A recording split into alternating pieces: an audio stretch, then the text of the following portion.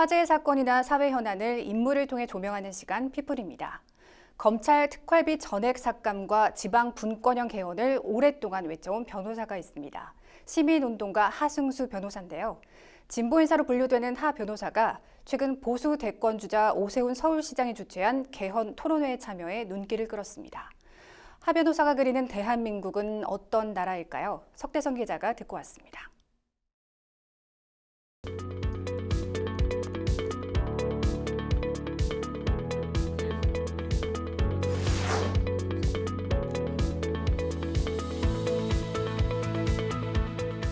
저는 제 이름은 하승수고요.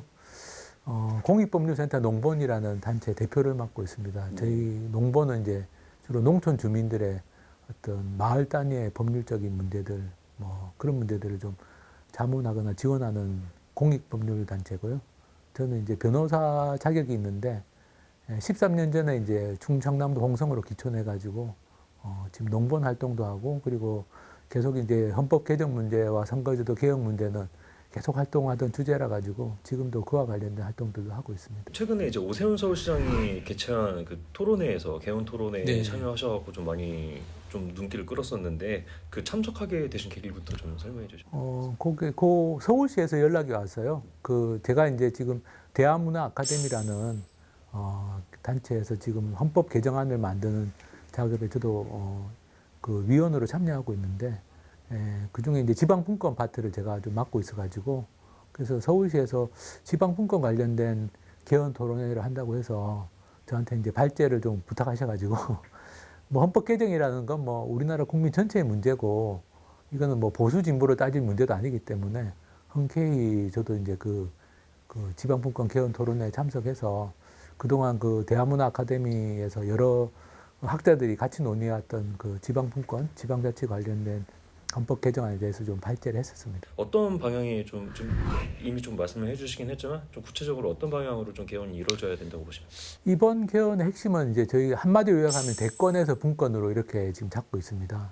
그리고 대권에서 분권으로라고 한다는 건 이제 대통령에게 집중된 권한을 이제 입법부나 이렇게 입법부 국회로 분산시키는, 그걸 흔히 수평적 분산이라고 하는데, 권력 분산, 수평적 권력 분산도 필요하고, 또 수직적 권력 분산이라고 하는 건 흔히 이제 중앙정부와 지방정부 간의 권력 분산, 그게 지방분권이죠. 그리고 더 나아가면 이제 어떻게 보면 관에서 민으로의 권력 분산이 필요하죠. 그러면 이제 소위 이제 국민투표제, 국민발안제도, 이런 국민참여제도를 좀 확대하는 것. 그래서 이번 개헌의 핵심은 어쨌든 이 집중된 권력을 분산시키는 것에 있다. 대권에서 분권으로, 이렇게 한마디로 표현할 수 있을 것 같은데요. 그래서 이제 그런 어떤 대통령 권력을 수평적으로 분산시키는 것 관련해서는 예를 들면 국무총리를 국회에서 선출하거나 추천하는 방식으로 해가지고 대통령이 지금은 사실은 지금도 헌법상으로는 국무총리가 장관이나 국무위원 제청권이 있지만 사실상 거의 유명무실화되어 있는 상태니까, 국무총리가 국회에서 선출 추천되도록 해가지고 그런 국무총리가 헌법상 현재 있는 권한이라도 좀 제대로 행사할 수 있도록 하는, 흔히 말하는 책임 총리 같은 것들을 좀 이루어지도록 하고, 장관도 이제 좀 책임 장관처럼 자기 권한과 책임은 같이 가는 거니까 권한과 책임 행사할 수 있도록 하고, 그리고 이제 지방 분권을 해가지고 지방 정부가 지역의 문제들을 좀 자율적으로 결정해서 지역 주민들의 의견도 민주적으로 수렴해서 그렇게 하는 것이 이제 또 우리나라 또 수도권 일극 집중 문제라든지 지역 소멸, 흔히 말하는 지역 소멸 문제를 해결하는 방법일 수도 있기 때문에, 그래서 그런 차원에서 좀 어쨌든 이번 개헌의 핵심은 권력의 분권이 아닌가 싶습니다. 그래서 이제 지방 분권을 하는 차원에서 보면은 이제 일종의 지역 대표형, 그러니까 광역시도나 좀 권력은 더 넓어질 수도 있습니다만, 그런 광역을 대표하는 상원이 도입되는 것이 바람직하다고 봅니다.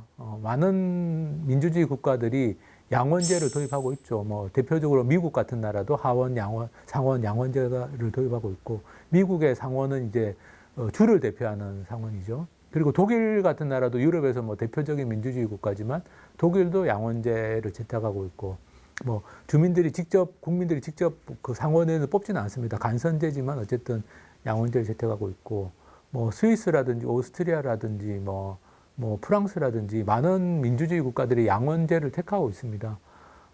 그래서 이제 우리나라도 사실은 이렇게 지방 분권을 확실하게 하려면 비수도권, 특히 지방의 목소리가 좀 균형 있게 반영될 수 있도록 하려면 그런 광역 정도의 지역을 대표하는 양원제 도입이 좀 필요하다고 생각하고요.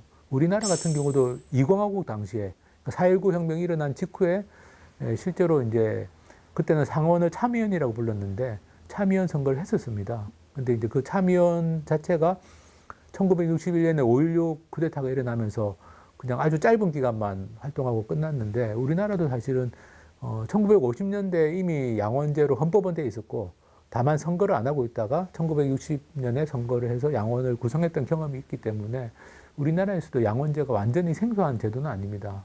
다만 이제 국민들의 국회 불신 때문에 그러면 양원제를 도입하면 국회의원들 숫자가 늘어나서 오히려 이 국회 불신하는 국민들로서는 이걸 받아들일 수 있겠느냐라는 문제가 있는데 저는 그거는 국민들도 좀 생각을 해보셔야 되는 게 지금처럼 단원제죠, 단원제.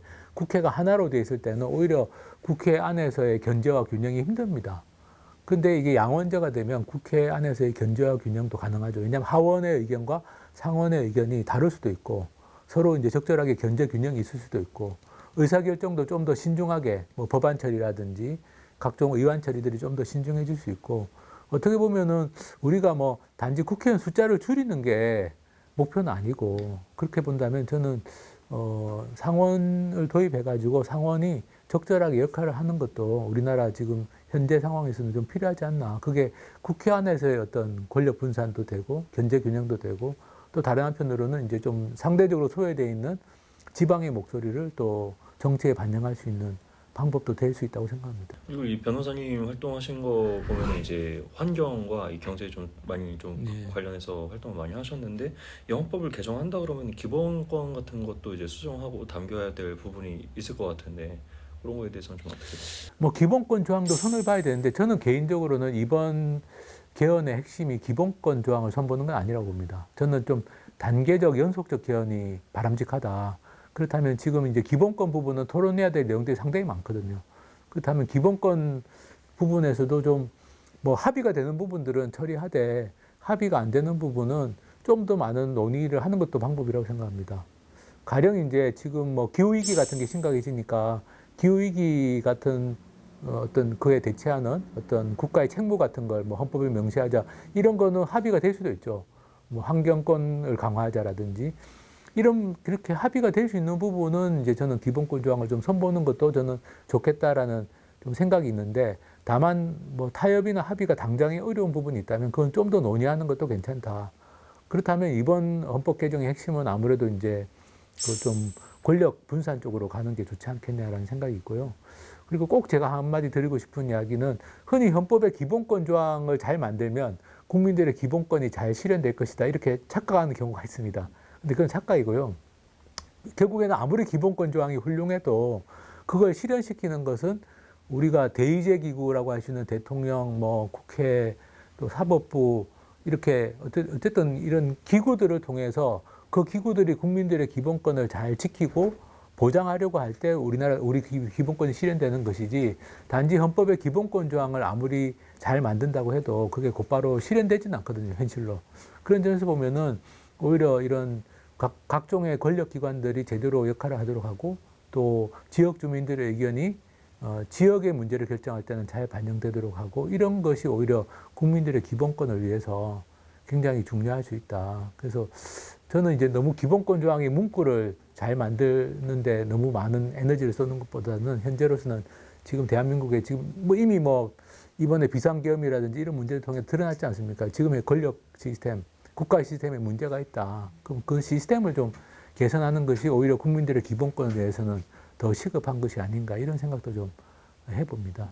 그리고 지금 아까 잠깐 언급해 주셨는데 이 비상계엄 사태에 관련해서 또 질문을 드려보고 싶은데 이 형사사법 체계에 대해서도 이제 문제점이 많이 나왔다 이렇게 지적이 되고 있고 내란죄 수사 등을 두고 나서 이제 검찰, 경찰, 공수처가 이제 혼란을 빚고 이런 것도 많이 좀 이제 지적이 되고 있는데 어떤 것이 가장 큰 문제라고 보십니까? 사실은 이제 공수처법에 내란죄가 수사 대상이 아닌 건 제가 보기에는 내란이 일어날 거라고 생각 안 해서 아마 빠진 게 아닐까. 설마 그런 일이 있을까.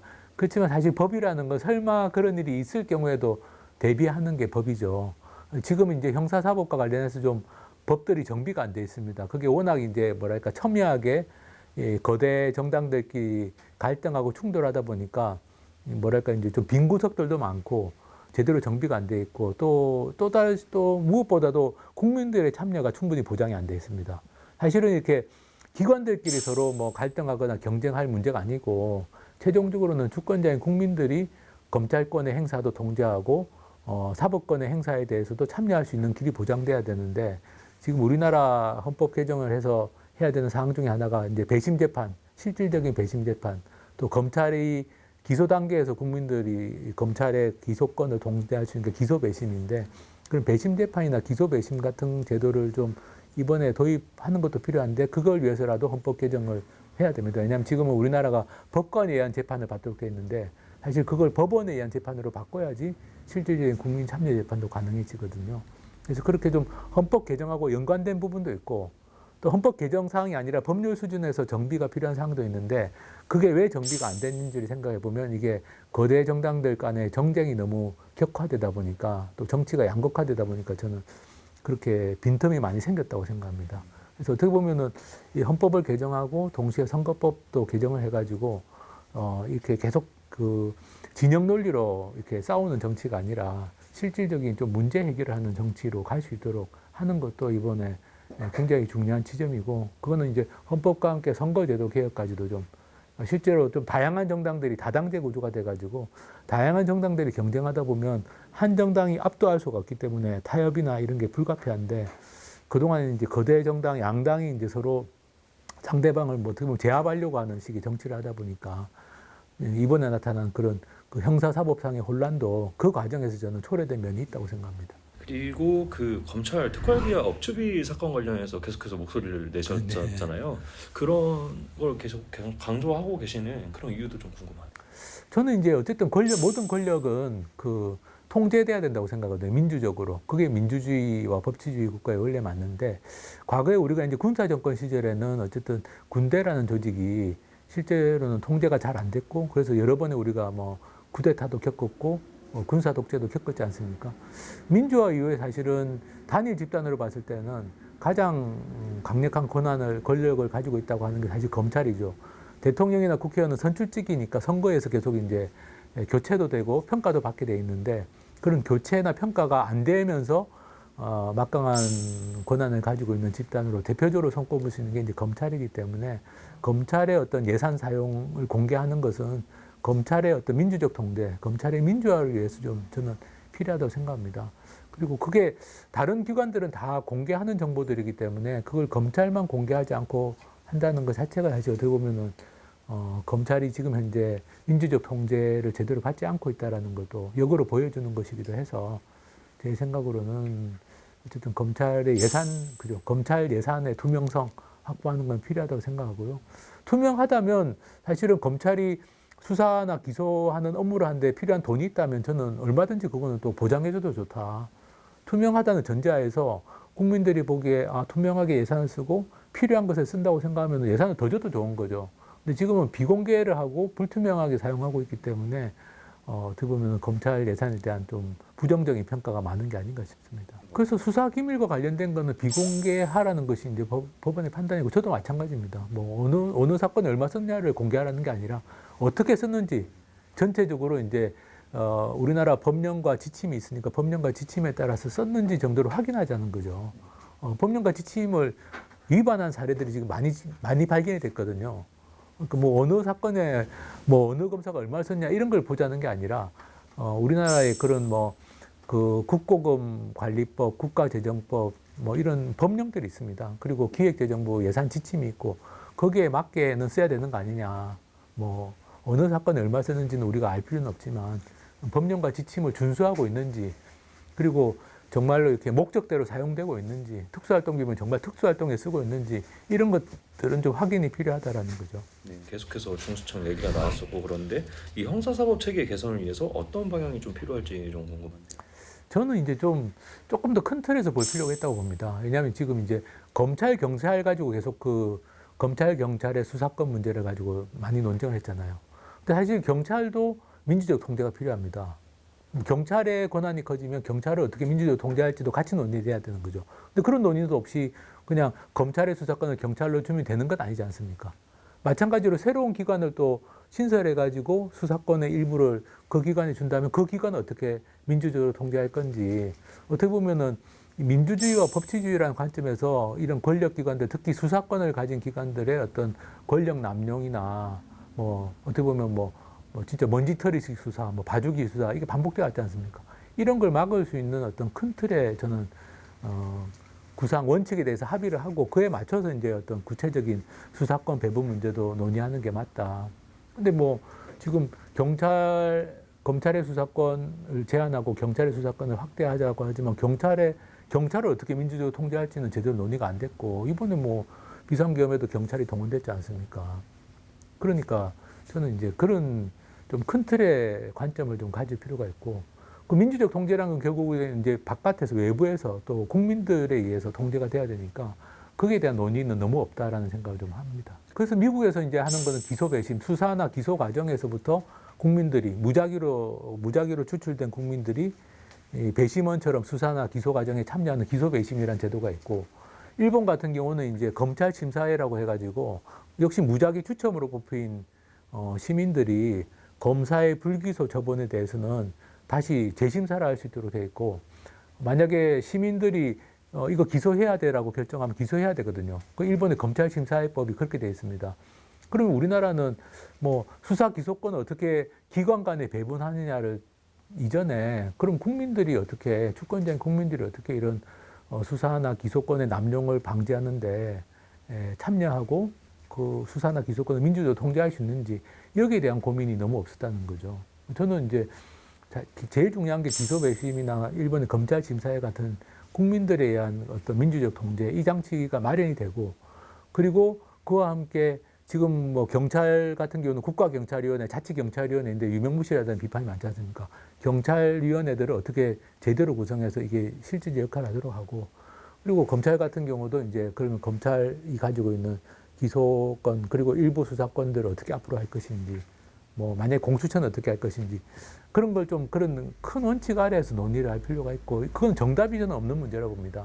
어떻게 이 기관 간의 권한을 어떻게 배분하고 할 것인지 정답이 없는 문제지만 가장 중요한 원칙은 어쨌든 주권자인 국민들이 최종적인 통제를 할 수 있어야 되고 이 기관의 권력 남용이나 또는 무책임한 행태를 막으려면 결국에는 외부의 통제가 가능해야 된다. 저는 그리고 이게 권력의 신여화되는 것들을 방지하려면 그죠? 그게 단순히 대통령이나 이런 사람들에게 뭐 충성하는 그런 조직이 되어서는 안 되기 때문에 그러면 이제 외부의 통제 중에 또 국회의 통제도 있을 수 있습니다. 그런 것들을 좀 잘 짜나가는 게 필요하다고 생각합니다. 네, 변호사님 마지막으로 앞으로의 활동 계획 좀 알려주시면. 일단은 지금 대통령 선거가 때까지 뭐 현실적으로는 헌법 개정이 좀 어렵다고 저는 생각하고요.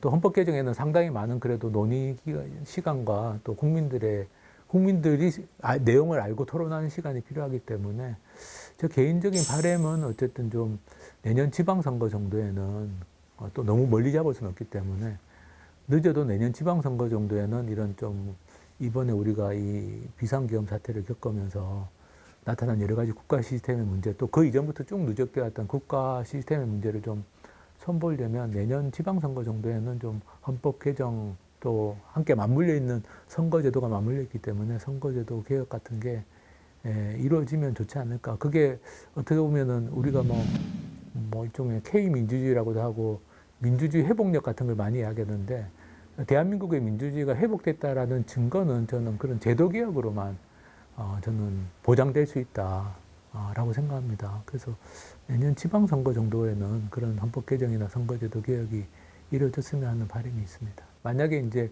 헌법 개정이라는 걸 좀 더 확실하게 하려면 저 개인적으로는 이제 헌법 개정 절차법이 필요하다고 생각합니다. 왜냐하면 이게 이번에 대통령 선거 때도 아마 후보들이 개헌 문제를 꺼내겠죠. 근데 당장의 대선 때까지 개헌이 어렵다면 뭐 가령 이제 내년 지방선거 때까지 헌법 개정을 어떻게 추진하겠다라는 개헌 절차에 관한 법률. 그래서 그때는 반드시 하겠다라는 거죠. 뭐 가령 어느 시점을 정해놓고 그런 개헌 절차법에 대해서는 저는 대통령 후보들이 다 합의하도록 만드는 그런 여론을 좀 국민들이 같이 좀 만들면 어떨까. 그래서 우리가 개헌의 내용에 대해서는 아직 합의를 하려면 시간이 더 필요하지만 개헌을 한다는 것 자체에 대해서는 좀 특히 뭐 내년 지방선거 정도까지는 개헌한다는 것에 대해서 합의하는 그런 개헌 절차법은 저는 이번 대선 과정에서 후보들 간에도 그렇고 국민들 간에도 좀 합의가 되면 좋겠다라는 생각이 있고요. 그걸 위해서는 아마 여러 개인이나 단체들이 좀 할 역할들이 있지 않을까 싶고, 만약 그게 합의가 된다면 그러면 한 1년 정도 시간이 있기 때문에 1년 정도 시간 안에 쟁점들을 가지고 저는 그게 국회의원들끼리만 토론할 문제가 아니라고 봅니다. 결국 헌법은 우리 국민들의 것이기 때문에 국민들이 곳곳에서 토론하고 또 타협점을 찾아 나가고, 어차피 헌법에 대해서는 의견이 다 갈릴 수밖에 없습니다. 다양한 의견이 있을 수밖에 없는데 그걸 합의해내는 게 민주적인 과정이거든요. 그런 것들을 좀 아마 그런 곳곳에서 토론하고 의견을 모아나가고 그것이 정치권에 반영될 수 있도록 하는 그런 어떤 국민적인 운동 같은 게 아마 필요하지 않을까 싶습니다.